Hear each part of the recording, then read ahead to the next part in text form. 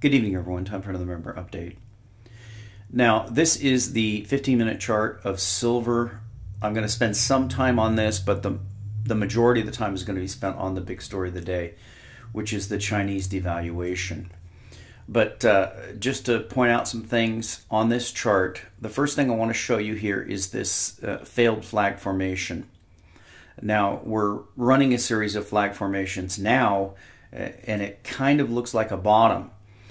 We'll have to wait and see if we get follow through tomorrow. Normally, when the market is allowed to run freely, any market, it doesn't matter whether it's silver or anything else, a bull market is characterized by rising pennant, rising flag formations. I've covered that many times. You can see this first one is a failed formation, and that's not that unusual because when you have a large volume breakout kind of pennant and it's from the lows, you can see this broke out from the lows and it failed. Now we have a number of them happening now, a little one here, we have another one here, and now we have this one that's forming right now. This is the kind of thing you want to see. You can see this one broke out on big volume and it consolidated, broke out again. The breakout here is on bigger volume, biggest of all. It's consolidating and it looks like it's going to break out again. So we're going to wait and see if we get follow through. Now, there's been a long time for people to stack. If we go out to the daily, you can see there's been this extended period of time to stack. I've ended up stacking more goats than any other lunar series, not because that was my preference, but it just happenstance, my ability to stack and the price and what was available. I spoke to Jennifer today and we were talking about the goat coin, and it's definitely not my favorite coin. And I was mentioning the fact that in the past, I was a collector of pennies, and this is when I was a kid growing up, and I had noticed that one of the pennies was extremely rare. It was actually a San Francisco mint penny, and I decided that since this penny had been minted at like 10% of the rate of all the other pennies, and that was the thing that I got into coins with. The first thing I got into was collecting wheat cents and then looking at uncirculated pennies. I thought I was a genius when I isolated this penny. It was the 1973 S, and I went down to the bank and got a whole bunch of BU rolls. And I figured, well, I'm going to be rich because this is a very, very rare coin, and there aren't going to be that many of them uncirculated. And once the market finds out, I'll be making a lot of money. Well, guess what? It turns out that everybody else did the exact same thing that I did. And there was the 73P and the 73D, which is Denver, P is Philadelphia. And there were a ton of those made. But it turns out, since everybody did exactly what I was doing and stacked the uncirculated San Francisco pennies from that year, they were actually worth the least, and the others were worth a lot more. So the reason I bring that up is to show you that it's not just a matter of mintage on a coin for numismatic purposes. It's a matter of how many of them are actually saved and bought. So if you think about the lunar mouse, that would be, on my aesthetic chart, that would be the lowest coin of them all. And that was probably the case with a lot of people. But now that we find out that the mintage was so low and that there are so many people trying to stack that coin, the prices actually perform better than any other lunar series coin. So it's quite possible that the GOAT series could be the best performer, especially because we've been able to pick them up. I've been able to get the GOATs for $11 for the half ounce and $40 for the 2 ounce. So we're talking $22 an ounce for the half ounce and $20 an ounce for the 2 ounce. So it very well could be that that will be the best performer. Now let's get into the news. There's a lot of news. I want to show you the Dow first of all, because it's teetering is the only way to describe it. It's kind of teetering on the edge. We have to get out to the weekly. and draw in the trend line so you can see. And of course, this has been going on since Obama was elected. Now, how do we draw these trend lines? Well, I want to draw it so it matches this latest low right up here. And you can see we're just about to touch that point. A drop to 17,000 is going to confirm a bear move out of this thing. Now, let's go and look at the Chinese story, because this is the big story, and there's just so much misinformation about it. I've been studying it all day, and it's a strange story. So we'll start out with the mainstream. We'll say the BBC is mainstream. We're going to go to a more China-friendly story next, but let's look at the BBC. It's China slowdown forces devaluation. So right away they give you their take on it. It's the slowdown in China that forced them to devalue. And you've got a lot of articles out there. China is joining the currency war and all this stuff. Let's read a little bit of this. The world's investors have been obsessing with when the U.S. Federal Reserve will end the era of near zero interest rates as America's economy returns to almost normal shape. But maybe they've been looking at the wrong monetary tool and the wrong economy in respect of what matters to the flows of capital across borders and economic activity. Because the decision of the People's Bank of China, PBOC, to devalue the yuan by 1.9% will have global ramifications in the short, medium, and longish term.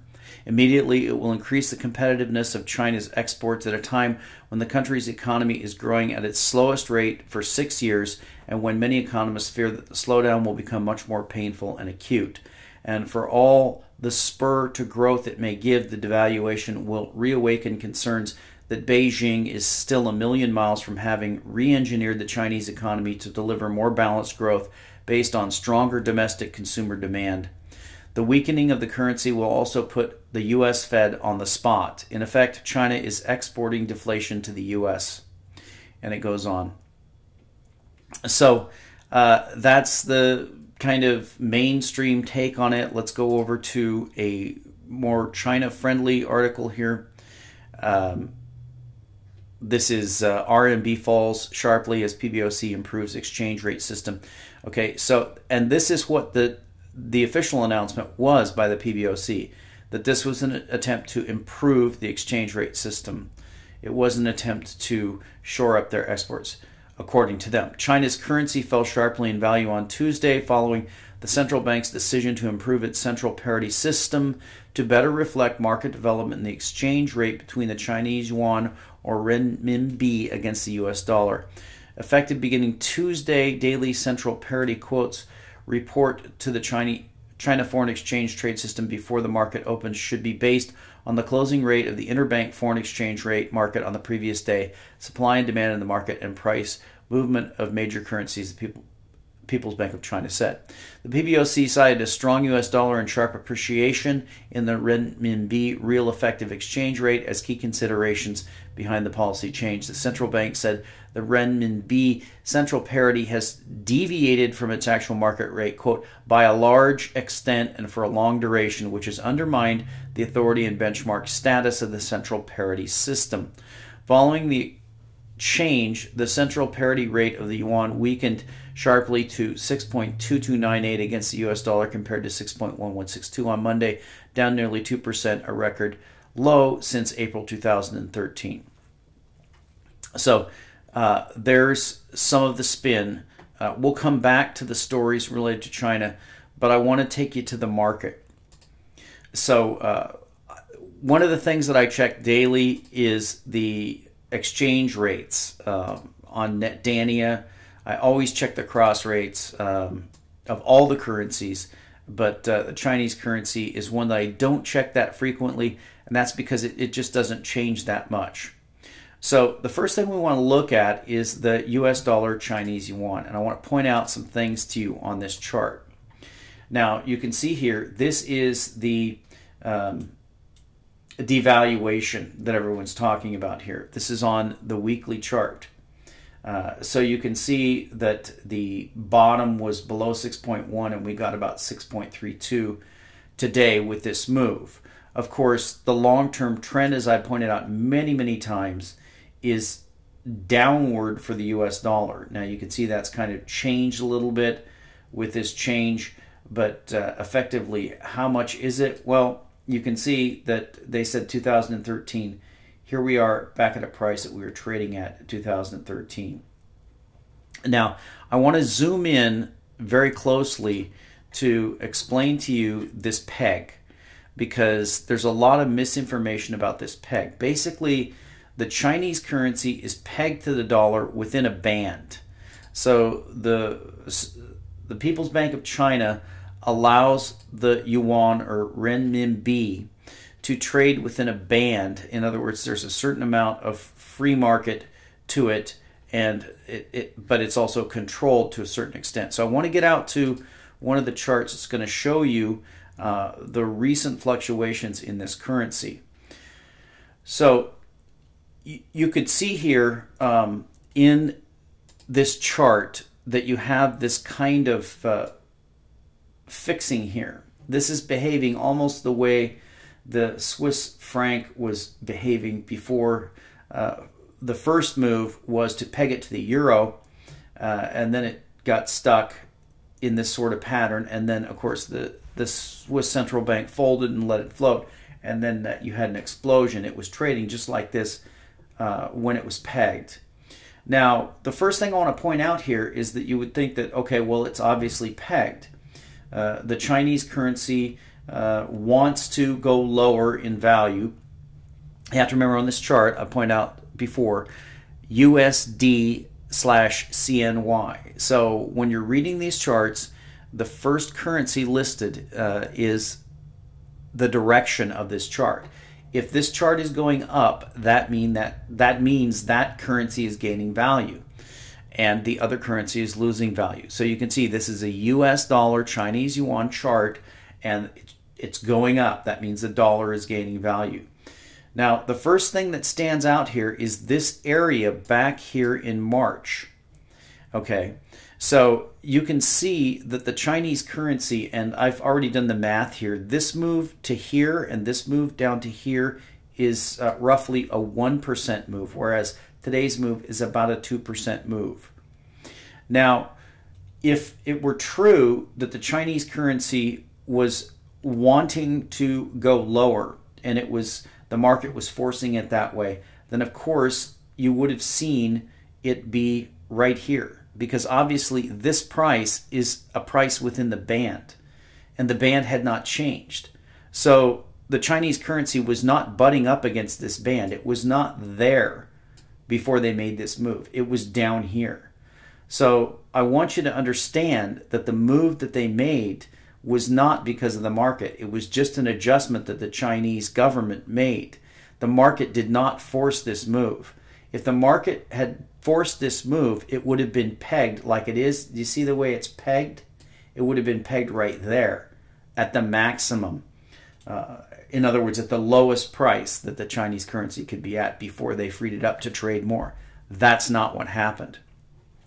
Now, let me show you some more disinformation here, and let's go and look at the currencies. So we're going to spend some time with this. It's going to take some time, but this is very important to see.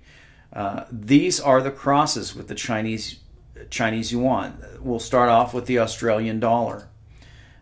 So I want you to note two things here. We're going to actually go to the weekly chart because I want you to see the big picture.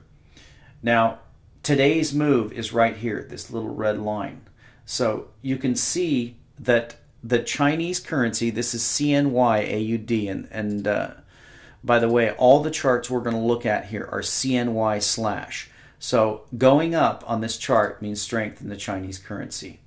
So you can see here that today's move is a little blip in the amount of change that has happened versus the Australian dollar. The Australian dollar has lost a tremendous amount against the Chinese currency. It's gone from 0.135 all the way to 0.2175. A huge move. Today's move is a very, very tiny correction in that move. So let's keep going here and look at these other currencies. Here is one of the BRICS. This is the Chinese currency versus the Brazilian real. Look at the move here. This is today's move. This is nothing. This is like a hiccup. This move here is percentage-wise at least 2 to 3 times the size of today's move.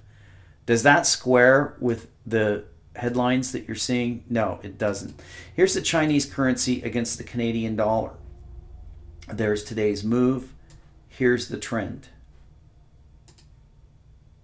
Let's keep going. Here's the Chinese currency against the Swiss franc. So you can see that today's move was nothing, that pretty much they're trading at parity. That's one of the only charts we have here where there's a stability. But if you'll note here, these moves here and here, those are moves in the Swiss franc. They're not moves in the Chinese currency. This is craziness being done by the Swiss.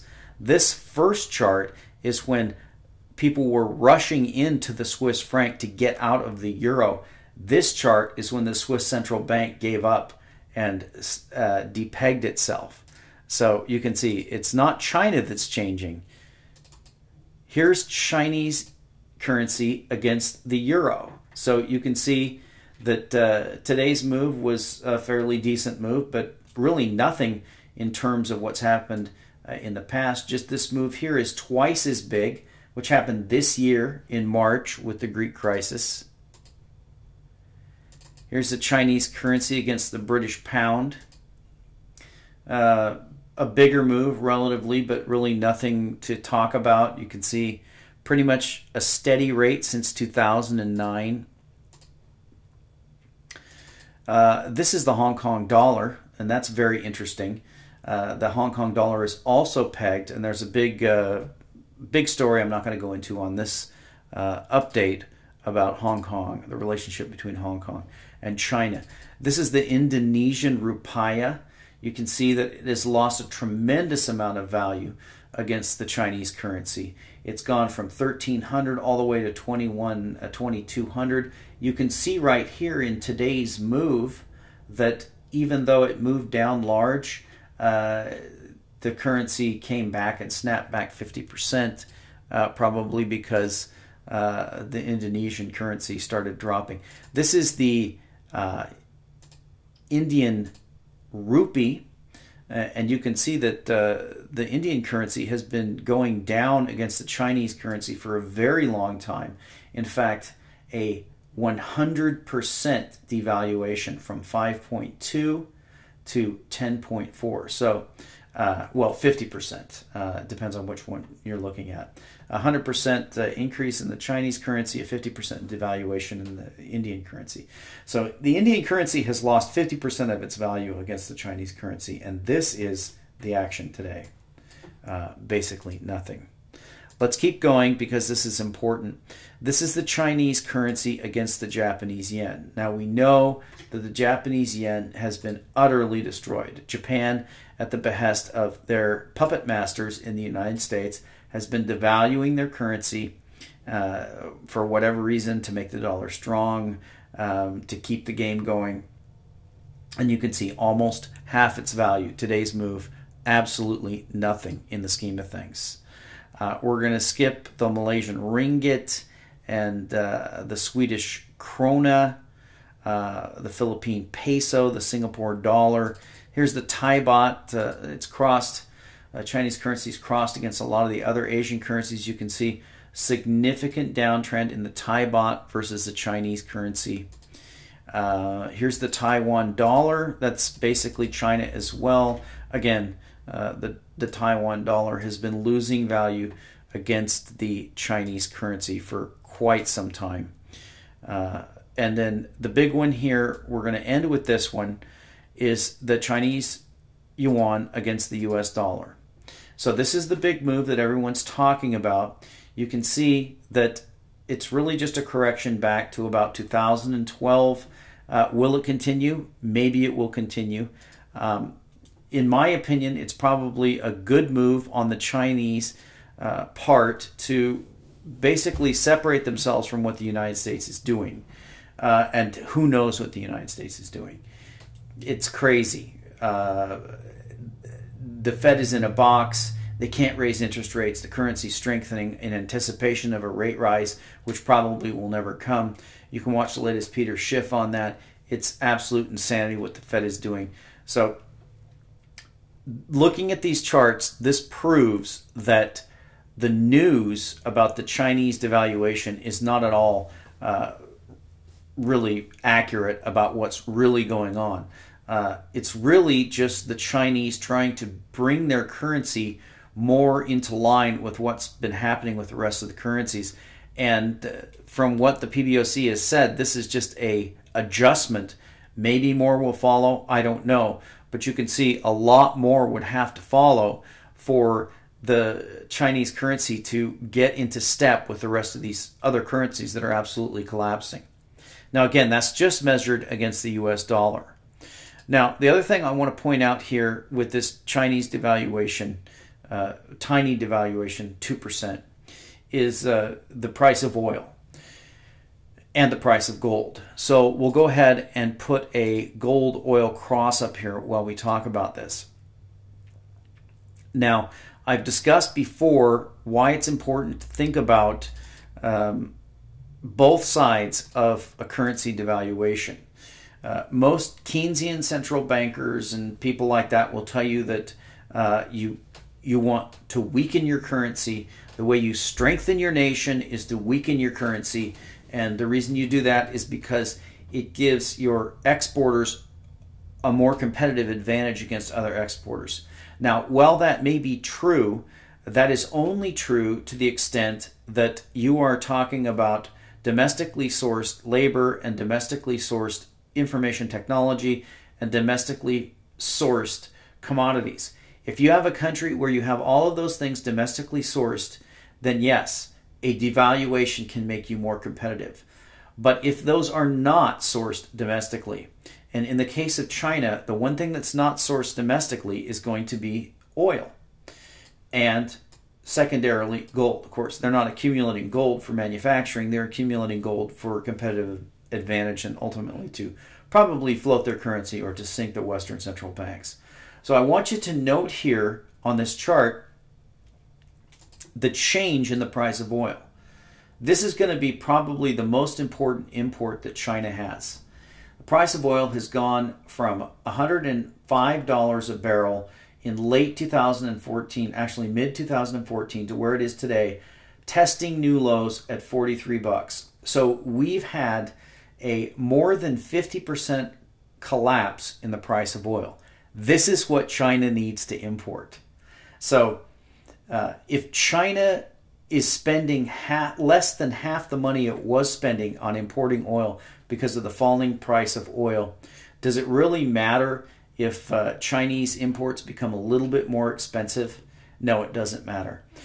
So that is a perfect example of why this move, even though I don't believe this is a series of devaluations that are coming, I think it's a one-time adjustment like the PBOC said. I may be wrong on that, but even if it isn't, even if China is going to do a series of devaluations to catch up with the countries that it trades with, except for the United States, you can see that this is no harm to the Chinese because the things they need to import have already fallen by more than 50%, the most important thing being oil.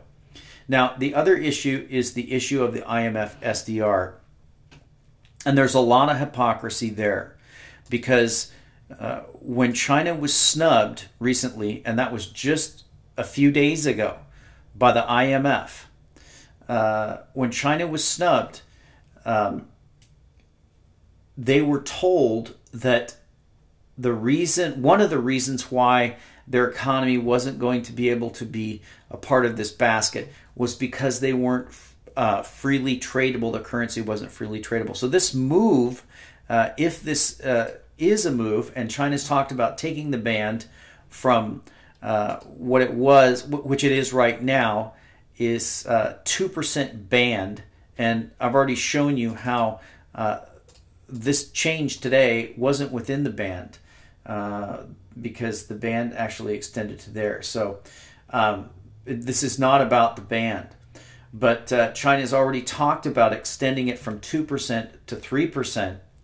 And this is exactly what the IMF has said it wants China to do, to be able to become a member with the SDR basket. Now, I've already shown you that China is beyond that point, and it's utterly absurd that China is locked out. Here's just one article that shows you that. This is an article on CNN Money, which came out August 4th, and you can see here China now runs 4 of the world's 5 biggest banks. Here they are. China, the #1 bank in the world by capitalization, is the Industrial Commerce Bank of China. Second is China Construction Bank. Third is the Agricultural Bank of China. Fourth is HSBC UK, which is the UK's China branch. Fifth is the Bank of China. And sixth is JP Morgan. Then we've got Paribas, Mitsubishi, and Bank of America and Barclays. So you can see that the UK just barely scrapes in there at number 10 with one bank, Barclays. And these are the guys right here, number 6 and number 10. 6, 9, and 10 are the, and actually number 4 here, are the ones telling you that that China doesn't deserve to be involved in the SDR. So you can see just from that very clearly the U.S. is sinking and China is rising. Now, another interesting aside here is the I'll take you over real quick to the Litecoin Chinese yuan chart, and I pointed out before with the Greek crisis how the cryptocurrencies are actually responding to news the way that gold and silver should. This top here, of course, back up here at 55, that was when I sold and then I went long. I'm still a little bit underwater, not too much, but you can see that was a dramatic reaction in the Litecoin chart. You can see the same thing if we go over to the Bitstamp Bitcoin chart. You can see the dramatic reaction in Bitcoin. The cryptocurrencies reacted to the Greek basically folding to the EU and the crisis being over. Of course, the cryptos were betting on a Grexit, which didn't happen. But you can see we're rallying now, and the most important market, of course, is going to be, if you look at volume, I've already shown you that before, you've got BTC China, you've got Huobi, and you've got OKCoin. These are all Chinese-based exchanges. So you can see here the one I was looking at is the Litecoin Chinese yuan, and we're in rally phase here, and that is reacting probably to the slight devaluation in the Chinese currency.